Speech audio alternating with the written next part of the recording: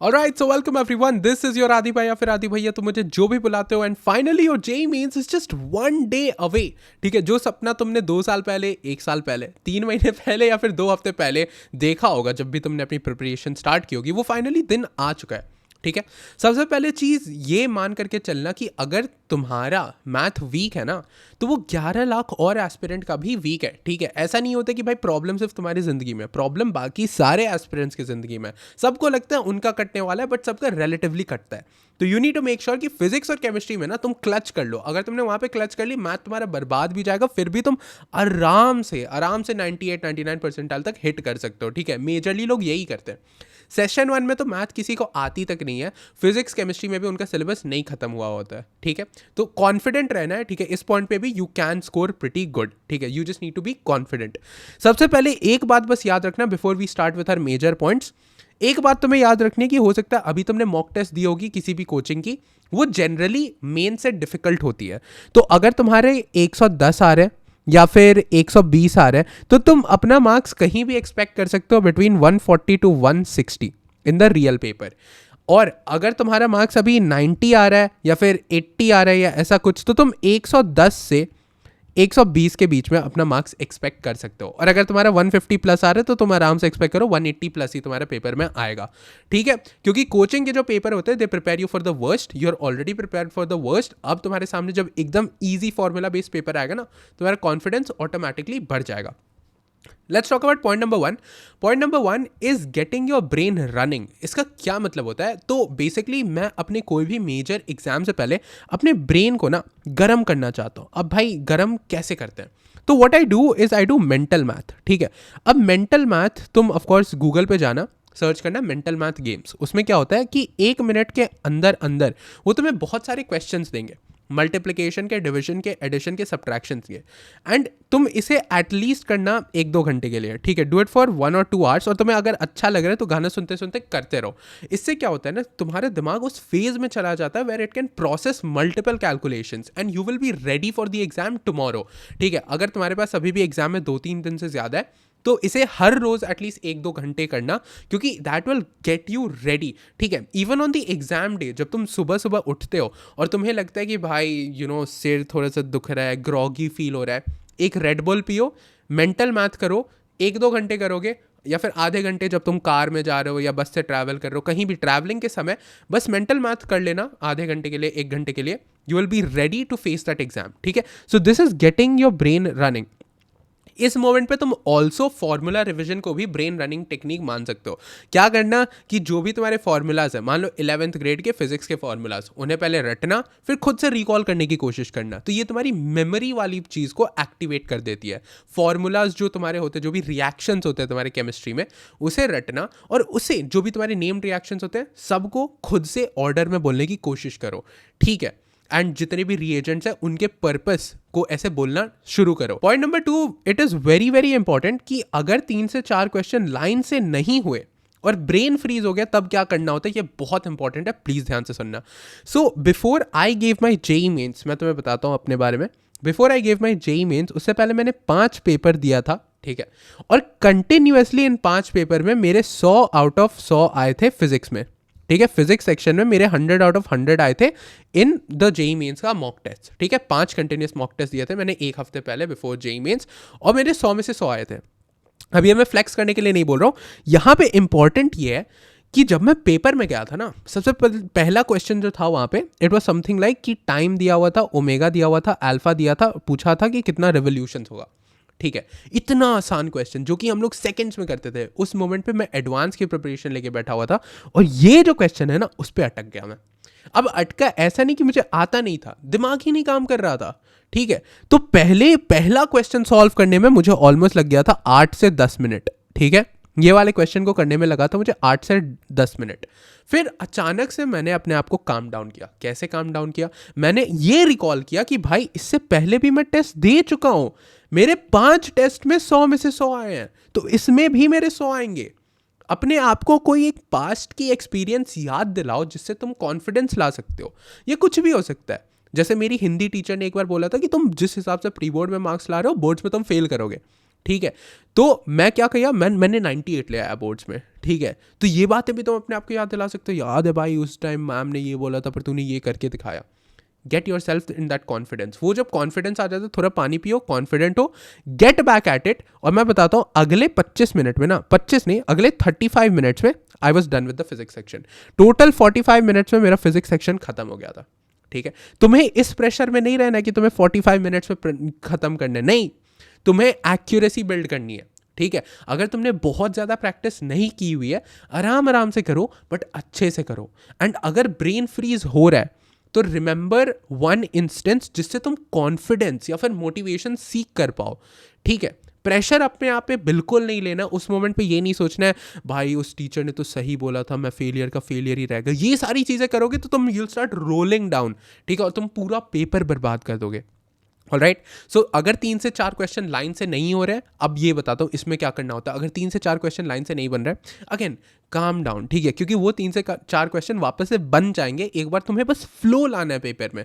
ठीक है, तुम्हारा कोई ना कोई फेवरेट सब्जेक्ट तो होगा ही। मेरा पर्सनली फिजिक्स था। फिजिक्स का मैं ऑलमोस्ट ये पहले क्वेश्चन पे अटक गया, तो मैं आगे का भी 3-4 देखा था, तो I wasn't able to get it right. फिर मैं 5वां 6ठा क्वेश्चन देखा, फिर मुझे लगने लगा भाई यू नो व्हाट, अब क्वेश्चन करना स्टार्ट करते हैं। तो मैंने बस टाइम दिया उसको। ठीक है, मैंने टाइम दिया, 8 मिनट चाहिए ना, 8 मिनट ले भाई, मैंने टाइम दिया उसको, क्वेश्चन बना, वो फ्लो आ गया मेरा। अब मैं समझ गया अरे एक क्वेश्चन हो गया, अब तो सारे कर लेंगे। ठीक है, तो बस वो फ्लो बन जाता है। ठीक है, और जो क्वेश्चन तुम पहले नहीं कर पाए थे ना, एक बार पेपर में फ्लो बन जाता है, कॉन्फिडेंस आने लगता है, वो क्वेश्चन तुम कर लोगे। ठीक है, ये ध्यान रखना कि रीचेक भी करते रहना कॉन्फिडेंस पे, भाई सब कुछ ऐसे गलत नहीं करके आना है। ठीक है, सो अगर 3 से 4 क्वेश्चन कंटिन्यूसली नहीं हो रहे, सबसे पहले नेगेटिव चीज़ों को बिल्कुल मत याद करना। कॉन्फिडेंस एक्सट्रैक्ट कर पा रहे हो तो वो करने की कोशिश करना, या तो जस्ट सॉल्व वन क्वेश्चन, बस एक question, you are just one question away to get flow in the paper, just one question away. एक क्वेश्चन कर लोगे तो बाकी सारी होने लगेंगी। ठीक है, चलते हैं पॉइंट नंबर 3 पे, don't watch student paper reviews. तो अगर तुम्हारा पहला दिन पहला शिफ्ट नहीं है तो बाकी सारे लोगों के लिए डू नॉट वॉच दिस। भाई बच्चों को फेंकने की आदत है। जिन लोगों की मेंस क्लियर तक नहीं होने वाली है वो भी टीवी पे ये थोड़ी ना बोलेंगे मेरा तो भाई बुरा हो गया, मेरा तो ये आया पेपर, ऐसा हुआ, पेपर ये था। भाई वो यही बोलेंगे पेपर बहुत आसान था, मैंने सारे सिलेबस कर रखा था, मेरे 99 आएंगे। अब सबके 99 आ रहे तो 98 किसके आ रहे हैं, 97 किसके आएंगे? राइट, तुमने कभी भी किसी को टीवी पे बोलते हुए देखा है कि भाई मैं तो फेल कर गया? कोई नहीं बोलता है। पता है उसके पापा मम्मी देखेंगे, उसके भाई बहन देखेंगे।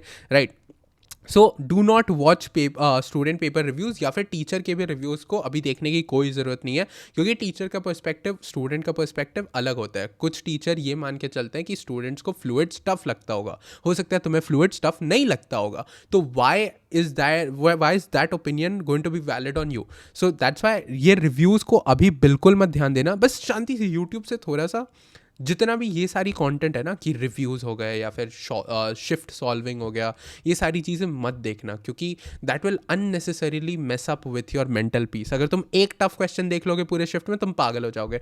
पूरा शिफ्ट एकदम आसान, तुमने बस गलती से यूट्यूब खोला, तुमने बस एक वीडियो पे क्लिक किया और तुम देखते हो पहला ही क्वेश्चन भाई पूछ दिया, एकदम पता नहीं क्या भयंकर कुछ पूछ दिया होगा। लेट्स से अब क्या ही एग्जाम्पल दूँ, मीन्स में क्या ही भयंकर पूछा जाएगा, बट कुछ लेट्स से डेडली पूछ दिया होगा, तुम्हें लगेगा भाई सारे क्वेश्चंस ऐसे ही आ रहे हैं, भाई अब तो मैं गया, मैंने सोचा था एटलीस्ट फिजिक्स में मार्क्स आएंगे बट अब तो वहाँ पे भी मार्क्स नहीं आएंगे।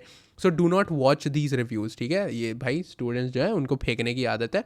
टीचर्स बहुत सारे रिव्यूज़ बनाएंगे, but your purpose is right now to just stay calm, chill कर भाई। तो वही हमारा पॉइंट नंबर 4 होता है, that become confident and chill out. ठीक है, अब कॉन्फिडेंस तुम कहाँ से एक्सट्रैक्ट करते हो? कोई भी ऐसी चीज़ जो तुम्हारी ज़िंदगी में आज तक कुछ ना कुछ तो हुआ होगा ना, जिससे तुम्हें लगता होगा हाँ भाई मुझ में दम तो है, कुछ ना कुछ तो मैं कर ही लूँगा। मेरी ये जो हिंदी वाली इंसिडेंट थी ना, before JEE, before getting into a good college, मेरी जो प्राइड थी ना वो इसी इंसिडेंट की थी कि जब मुझे मेरी खुद की टीचर बोली कि तुम फेल करोगे, मैंने पूरा स्कूल ऑलमोस्ट टॉप मार दिया था। मेरी 3rd रैंक आई थी हिंदी में। ठीक है, 98 आया था भाई का। ठीक है, मुझे खुद नहीं पता मैं क्या लिख करके आया, बट 98 आया था मेरा। तो दैट्स द थिंग, मैं इसी को सोचते रहता था कि जब मेरे टीचर को मुझ में विश्वास नहीं था फिर भी मैं इतना लाया। एंड चिल आउट कैसे करना है भाई? देखो, चिल आउट का ये मतलब नहीं है कि तुम जाकर के एकदम पैग वैग बना रहे हो। चिल आउट का बस ये मतलब है that just calm down, listen to music. Alright, so when you listen to music क्या होता है कि ये बस it just chills you out, it just cools you down. ठीक है, लिसन टू म्यूजिक, वो उसी में तुम रिवाइज भी कर सकते हो जो तुम्हें रिवाइज करना है। Try to get enough sunlight. ठीक है, ये बहुत इंपॉर्टेंट एडवाइस है। सनलाइट अगर तुम लेते हो तुम्हारी ज़िंदगी सॉर्टेड रहती है। मैं सनलाइट नहीं लेता हूँ इसीलिए मेरी ज़िंदगी सॉर्टेड नहीं है, मैं डिप्रेस रहता हूँ मोस्टली, ठीक है। तो बेसिकली क्या होता है कि सनलाइट जो है ना, अगर तुम बहुत ज़्यादा अंधेरे में रहोगे, राइट, पूरे दिन अंधेरे में रहोगे, तो यू गेट नेगेटिव फीलिंग्स, ठीक है। तुम स्ट्रेस हो जाते हो, एंग्शियस हो जाते हो, तुम खुद भी नोटिस करोगे। ये जनरली जो चीज़ें होती हैं, मान लो भूत वाली चीज़ें या फिर कोई बहुत ही डरावना चीज़, राइट, तो ये सारी चीज़ों के बारे में जब तुम रात में देखते हो, या फिर मेंटल डिसऑर्डर्स ये सब के बारे में तुम रात में देखते हो, तो तुम्हारी फट जाती है। वही तुम दिन में देखोगे, तुम हंसोगे, बोलोगे अरे ये क्या है, ये भूत वूत कुछ नहीं होता, राइट, है ना।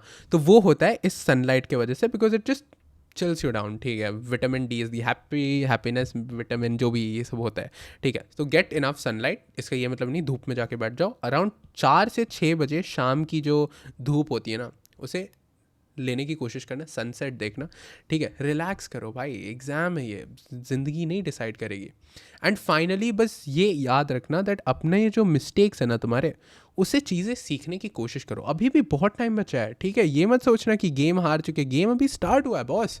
अभी जो है ना, अगर तुम एक ड्रॉपर हो तो तुम ये याद रखना कि अगर तुमने अभी मैसअप कर दिया, अभी 12th वालों के बोर्ड्स आएंगे, ठीक है, उनकी प्रैक्टिकल्स खत्म होगी, बोर्ड्स आएंगे, ऑलराइट, आधे तो उधर निपट गए। तुम भाई अभी बहुत भयंकर एडवांटेज ले सकते हो सेकेंड अटेम्प्ट में। And if you are not a dropper and if you are a 12th grader, और अगर तुमने एटलीस्ट बेसिक्स एनसीईआरटी कर रखी है ना, तुम्हें भी सेम लीड मिलेगा, क्योंकि तुम्हें भी बोर्ड्स की पढ़ने की ज़रूरत नहीं है।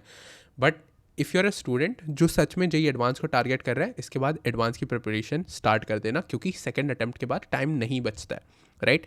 जो भी तुम्हारी लेसन्स लर्नड है, कि तुमने ये सोचा था कि इनऑर्गेनिक को एंड में पढ़ूंगा, बट तुमने पढ़ा नहीं, right, so that will be your lesson number 1। Lesson number 2 है ना, तुम्हें लगा था कि भाई मैथ को बस फॉर्मूला देख लूँगा, क्वेश्चन कर लूँगा तो बन जाएगा, बट नहीं बना। अगर मैं सिर्फ प्रॉब्लम सॉल्विंग लेक्चर देखता तो भाई हो जाता।